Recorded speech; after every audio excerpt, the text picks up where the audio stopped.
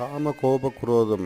குழந்தை பருவம் 1 to 14 வரை தான். 14 to 27 வயது வாலிப பருவம், இளமை பருவம் எங்கூடு என்று சொல்லுவார்கள். அறிவுமிகு சுடரை தந்துவிட்டு இந்த காமத்தையும் ஏன் படைத்தாய் சொல்லடி சிவசக்தி என்றார் பாரதியார்.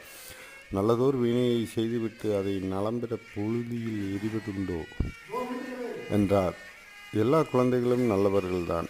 அவர்கள் வாலிப பருவம் வரும்போது சில மாற்றங்கள் ஏற்படுகிறது உடலில். அந்த பருவத்தில் காம கோப குரோதத்தை சிறிது அடக்கிவிட்டால் மாணவர்கள் உச்சத்தை தொடுவார்கள். அதற்கு சிறந்த மருந்து யோகா. நல்ல நூல்களை படிக்க வேண்டும்.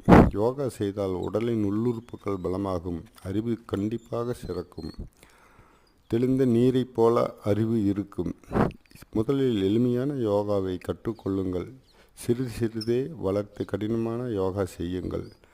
வாழ்க வளமுடன் என் தமிழ் மாணவர்கள். வாழ்க தமிழ்.